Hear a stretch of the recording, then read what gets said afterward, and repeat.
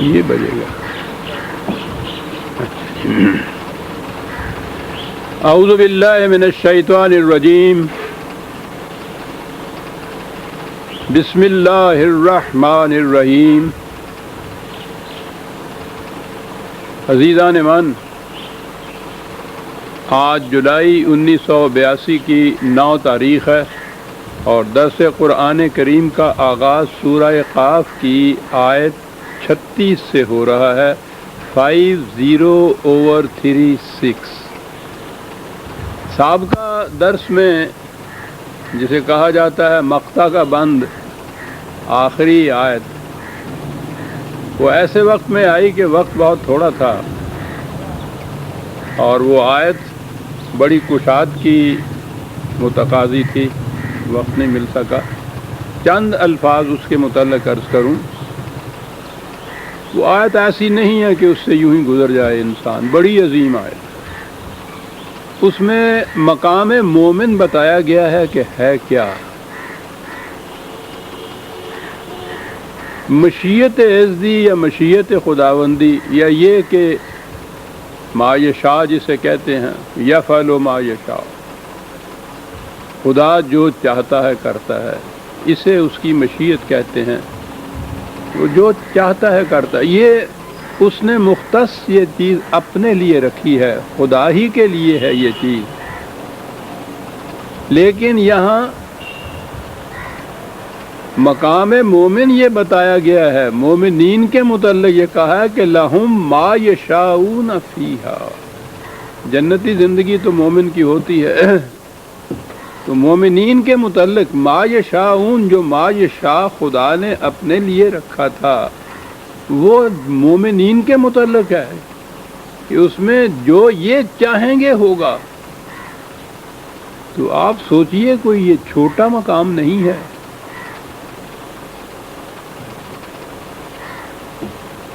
کتنا عرفہ مقام ہے، کتنا عظیم مقام ہے جو مومنین کو دیا جا رہا ہے کہ ما یشاء جو خدا کی صفت مخصوصہ تھی وہ شریک کیا جا رہا ہے. لہم ما یشاؤون.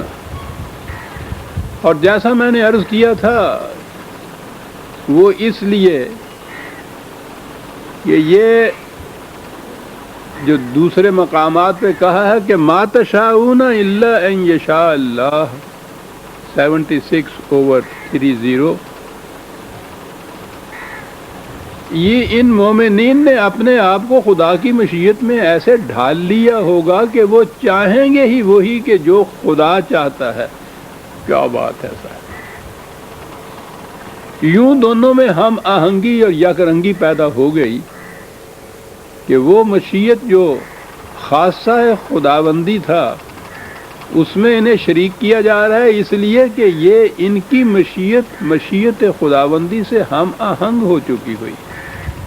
یہ جو رضی اللہ عنہ و رضوا عنہ کہا جاتا ہے، اس کے معنی یہ ہیں کہ ہم آہنگ ہو جاتے ہیں یہ قوانین خداوندی سے، مشیت خداوندی سے. ان کے دل کا تقاضا، ان کا چاہنا، ان کی خواہشات، ان کی آرزوئیں، ان کے مطلوب، ان کے مقصود سارے وہ ہوتے ہیں جو خدا چاہتا ہے کہ ہو. جب یہ کیفیت ہو جاتی ہے تو اس وقت ان کے لیے کہا گیا کہ لہم ما یشاؤون. ان کی مشیت اپنی بتا دی گئی ہے خدا کی مشیت کے علاوہ. تو میں نے جیسا عرض کیا ہے، یہ کوئی چھوٹا مقام نہیں ہے، بڑی عظیم کیفیت ہے جو بتائی گئی ہے. اور پھر اگلی بات جو تھی اس میں، وہ تو اس سے بھی بہت آگے لے جاتی ہے کہ لہم ما یشاؤون. وہ تو یہ ہے کہ جو کچھ یہ چاہیں گے اپنے لیے، جو ان کی آرزویں ہوں گی، جو ان کی خواہشات، مطالبات ہوں گے، تقاضے ہوں گے، وہ پورے کیے جائیں گے. ولدینا مزید، اور ہمارے ہاں تو اس سے بھی زیادہ ہے. تو میں نے عرض کیا تھا کہ یہ بات وہ خدا ہی یہ کہہ سکتا تھا، ورنہ کوئی دوسرا ہی کہہ ہی نہیں سکتا کہ بھئی جو تم چاہو گے وہ تمہیں یہاں ہوگا، جو مانگو گے وہ ملے گا.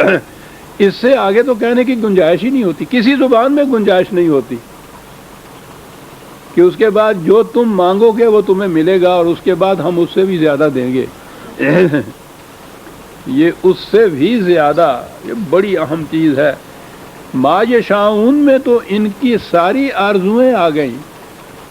کہا کہ ان کی جو موجودہ سطح زندگی ہے ان کی آرزوؤں کے پیمانے ہی بڑے محدود سے ہیں. وہ انہی کے مطابق کچھ چاہیں گے اور مانگیں گے نا، ان کے مطابق تو مل جائے گا. جیسا میں نے کہا تھا کہ بچے کو لے جائیے بازار، وہ کھلونا مانگتا ہے، مٹی کا گھوڑا مانگتا ہے، ٹین کی موٹر مانگتا ہے، اس کا مطالبہ پورا ہو جاتا ہے. ما یشاؤون میں تو پوری بات ہو گئی. لیکن ہم جانتے ہیں کہ بیٹا ذرا بڑے ہو جاؤ گے نا، لدینا مزید، ہمارے پاس اس ٹین کی موٹر سے بلند بھی کوئی شے ہے تمہیں وہ لے کے دیں گے ہم.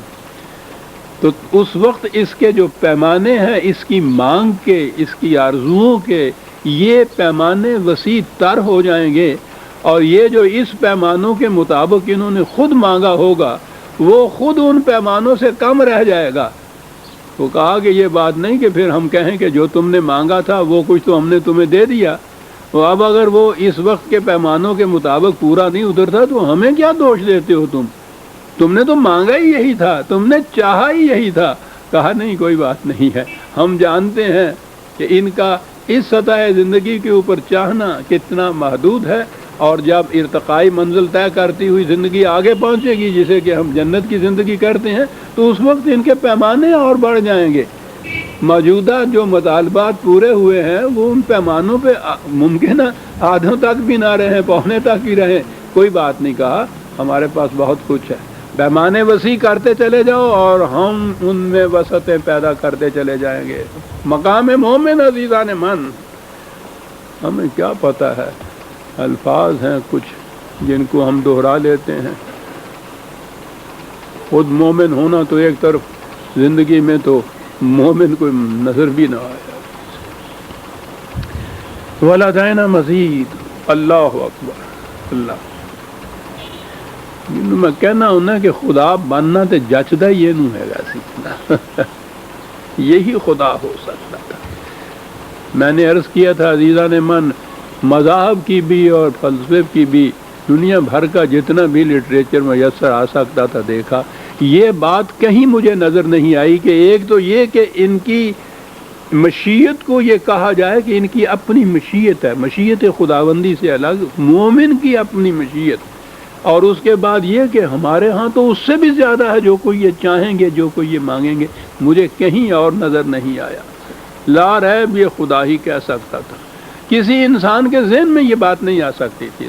وہ انتہا یہی ہو سکتا تھا کہ ٹھیک ہے بھائی جو مانگو گے مل جائے گا، جو چاہو گے ہو جائے گا. ولدینا مزید. اب یہ ٹکراؤ چلا آ رہا تھا پیچھے سے. ایک طرف وہ تھے جو قوانین خداوندی سے سرکشی برتتے تھے، ان کے متعلق بتایا گیا تھا کہ ان کی کیفیت کیا ہے. دوسرے یہ تھے جو اس سے ہم آہنگی اختیار کیے ہوئے تھے، جنہوں نے اپنے آپ کو ڈھال لیا تھا اس قالب کے اندر، ان کی کیفیت یہ تھی.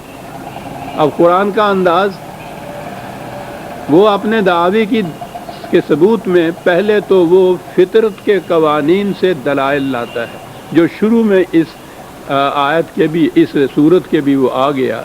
وہ بادلوں سے اور زمین سے اور ہواؤں سے اور ان سے وہ بتایا گیا کہ کس طرح سے یہ خدا کے مقرر کردہ قوانین کے تابع چلتے ہیں اور کس طرح پھر زندگی میں نئی نئی نمود ہوتی چلی جاتی ہے.